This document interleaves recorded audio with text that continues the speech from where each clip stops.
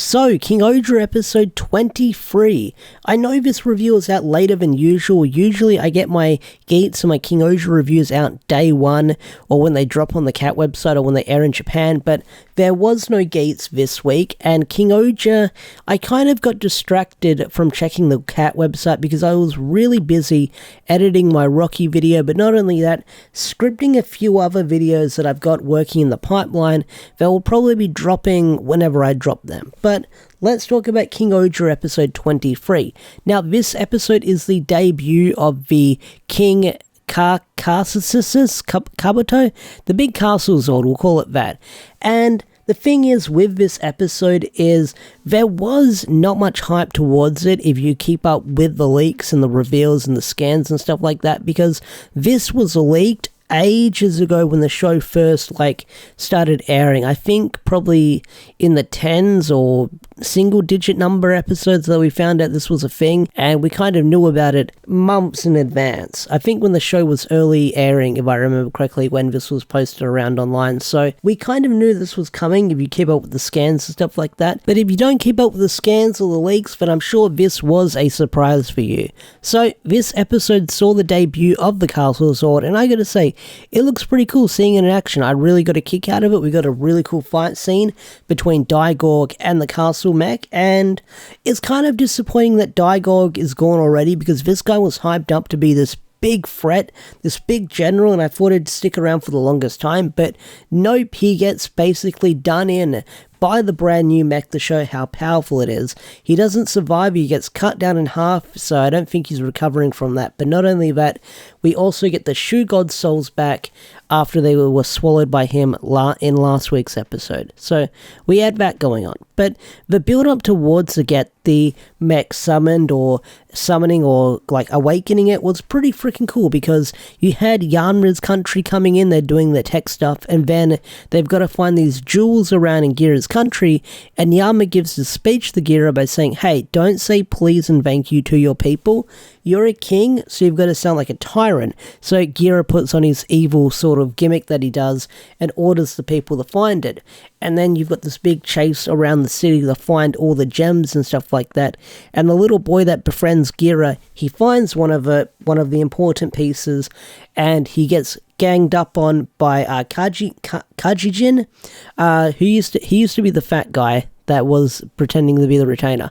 So he gets ambushed by him, and then he's saved by Jeremy last minute when the piece goes flying out of his hand. So that was a nice little moment. But not only that, there's also a really cool scene where all the grunts start invading the city when the people are trying to dig. And then you have Rita, you have Himino, you have Dabowski. They all step in and they say, hey, we need to put our selfishness aside to protect other countries when needed. So that was a nice moment that we had in this episode as well. Really cool scene, as they all sort of did this instant morph as they walk towards the grunts.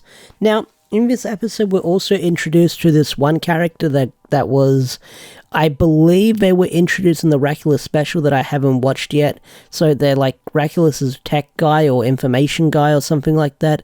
They've got this bowl haircut, and you find them passed out because they've been eating nothing but chocolate bars, and Himino gives him a burst of energy, and then he faints at the end of the episode like she says he would. So you had that going on in this episode.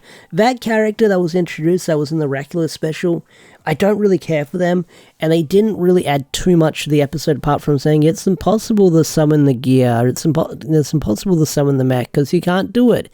And I'm glad that you didn't get this dump or backstory on this character. They just said, oh, he works for Raculus, and Raculus isn't around no more, so you've got to help Geara. So I'm glad they didn't sort of be like, oh, if you watch the Raculus special, you'll know who this character is, but they just say, yeah, he's been down here for a while, no one knew about him until now. So I guess that's sort of like a soft reboot introduction to him.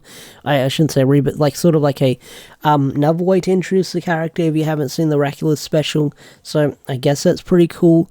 But like I said, this episode was mostly setting up the summoning of the Castle Zord. And when we get the Castle Zord, it's really freaking cool, because you get to see Geara transform in his gold mode. He's fighting it off. He fights Daigorg.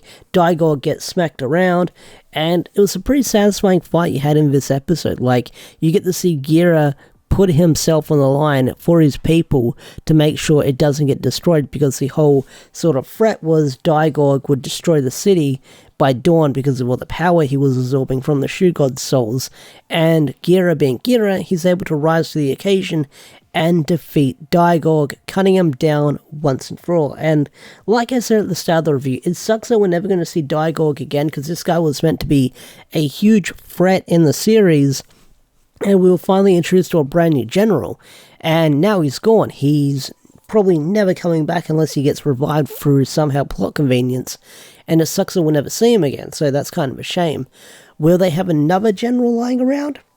No idea. It would be cool if they did, but it looks like Defnarok and freaking Staff Dude will be pulling the strings from now on, like they've been doing for the past couple of episodes. And although these two guys mostly send like the monsters of the week out and the grunts and stuff like that, they're not that threatening, as they've sort of been pushed back a couple of times in a few episodes. Like Defnarok's meant to be this big threat, but we've seen the other Rangers hold their own against him, or even Jeremy fake killing him that we saw a while ago.